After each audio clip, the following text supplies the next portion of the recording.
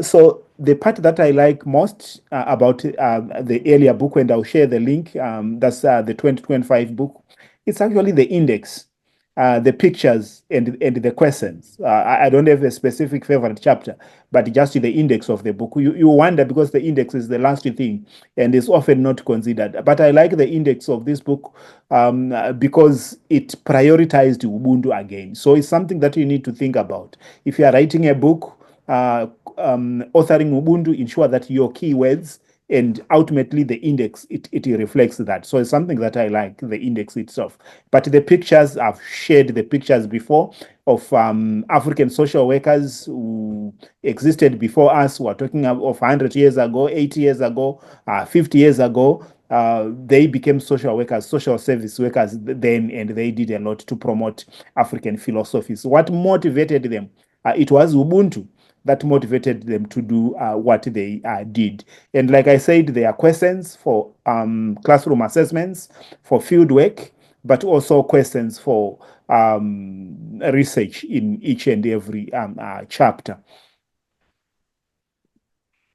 So my own reflection, it centers on decolonizing, which I really think it's important, and I think it's important for us to just not talk, but to write, but also create that space where people can write, publishing more textbooks. I think we have to do it, but we don't need to end there. We need to become publishers. It's one thing that I've also embraced, and one thing that I'm doing, publishing. So it's important that we also become publishers. We don't just need to end at writing, but also at publishing.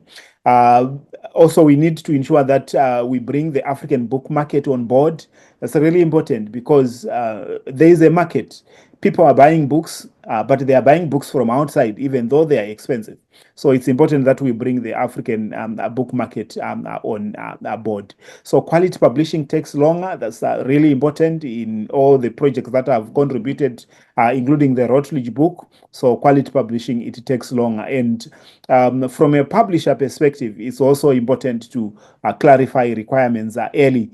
It helps authors to know what they are focusing on. One thing that took us 5 years to write this book is that when we started, we were focused on social work, but we then realized that if we're talking about social development and developmental work in Africa, focusing on social work is actually a disservice. We need to be focusing on development as well and social service more broadly, which we ended up doing after 2 years of working on a social work book. Then key messages to other and future authors. My key messages to those already publishing and already are published. And I'm saying aim for high level parts of the publishing process. So textbooks, people just write, usually just want to do journal articles and book chapters, but we are missing textbooks in Africa. I know they are not as valued in academia, but that's the gap that is there. It's important for us to be focusing on that. And again, I want to emphasize the importance of creating publishing houses. That's what we need. We can't be writers and we don't think about creating publishing houses. Let's think about that. Let's do it. It's really important. And I just want to share this hierarchy of knowledge in Africa. The green ones, they indicate what is highly valued in academia, and the red, it indicates what's not valued in academia, and the gray, it's in between. We know that journal articles, they are highly valued. So I often find African writers, they are doing well with journal articles. With books, they're also doing well, but not much in terms of textbooks, but books are being written. But book chapters, there are many in Africa.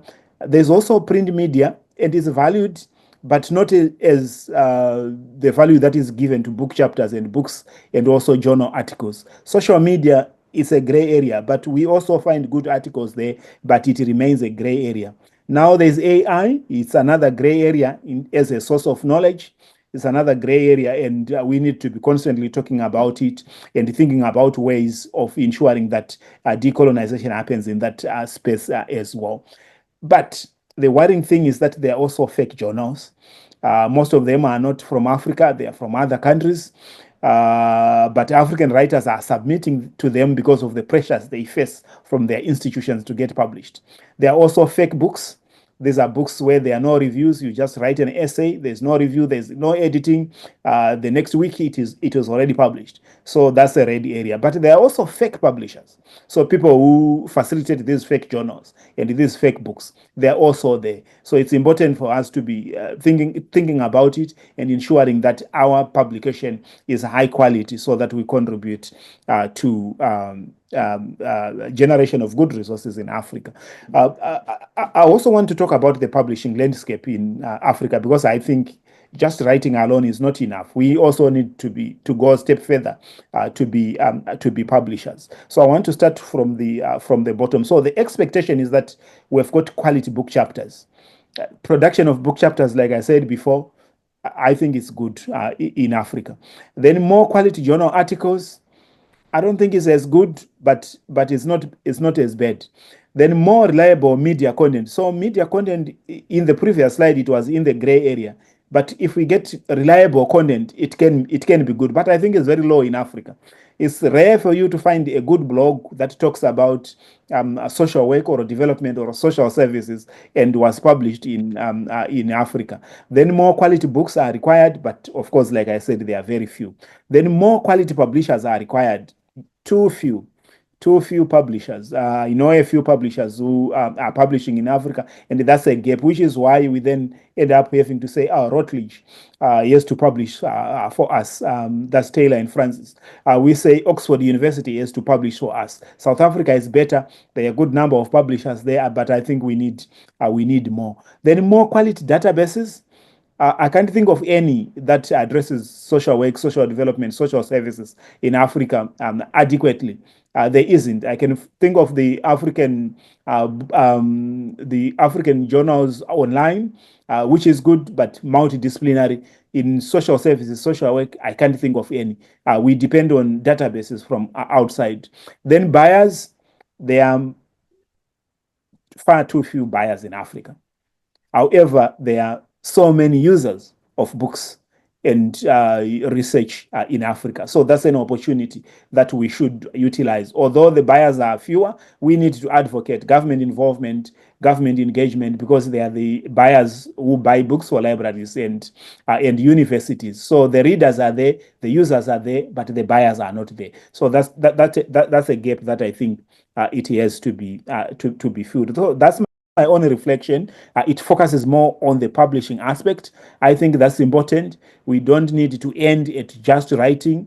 We need to join the publishing industry. We need to publish. We need to have more publishers on the African continent. I'm happy to take just one question or comment, even from the chat, if someone is able to read before I put people in breakout rooms. If you have got a question or a comment, I'm happy for you to go ahead. Just if I may, it is Professor Gara, do you hear me? Because I'm commuting, so I'm not sure about quality of sound. I can hear you. Your audio is clear, Susanna. Thank you, thank you. Just like maybe reflection, because I'm really happy to be here and to have this opportunity, and it address also many topics I encounter in my teaching as a social work professor, like community connection and actually human connection and connection to our roots we all need, but also, as Professor Janesti said, necessity to address myths and misconceptions. Because now knowledge is really accessible, but knowledge without context is sometimes misleading, and students just think very often that just reading without context is enough, and maybe to provide experience is more. So I really can rely to Ubuntu ideology or logic and connections. So thank you very much for have opportunity being here.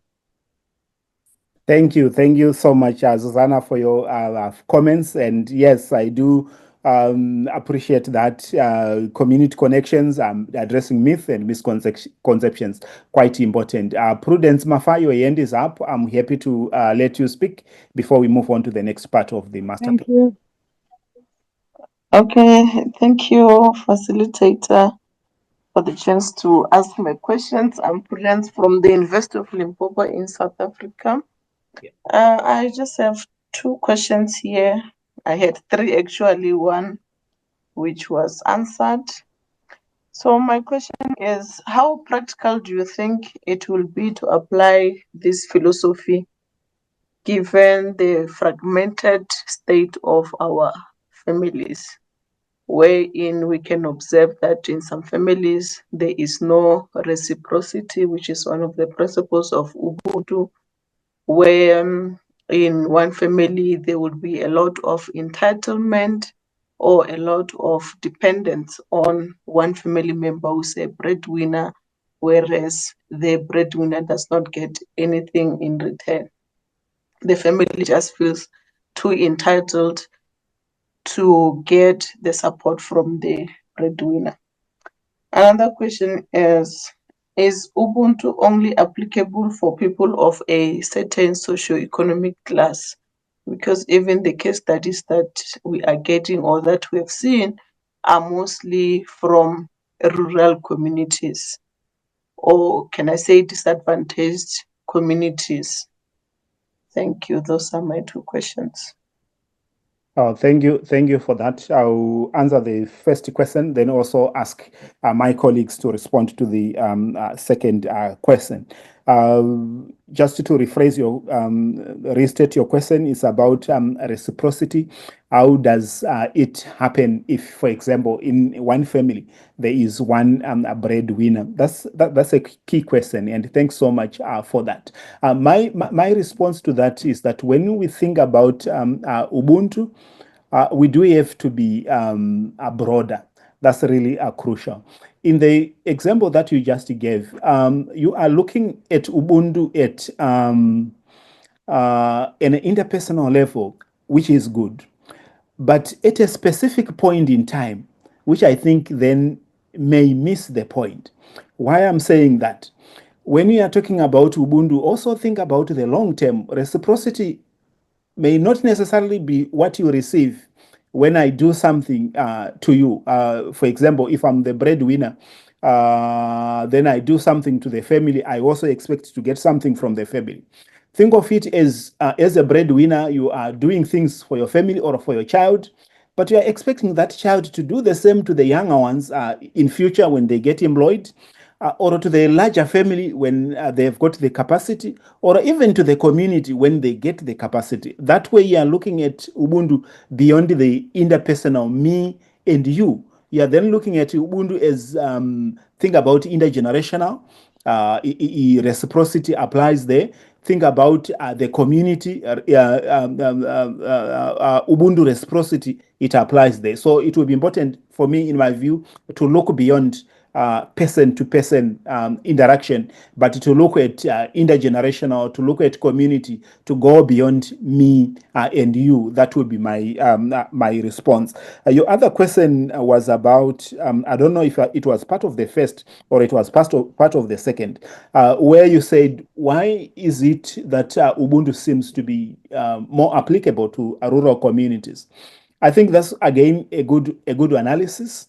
It's a strong analysis, and there are reasons why Ubuntu is seems to be stronger in the rural communities, or examples that you find in the book. They are more like aligned to rural life, but of course there are more also examples. Perhaps we're biased in our selection, but there are also several examples of application of Ubuntu in outside Africa, in the diaspora, but also in the urban community. But the history is also quite clear. Urban areas or urban communities, they came later on. We are talking about 100 years in the African society. They were not originally there. We had people who were living in communities that were non-urban. So Ubuntu thrived there, and it still thrives there today.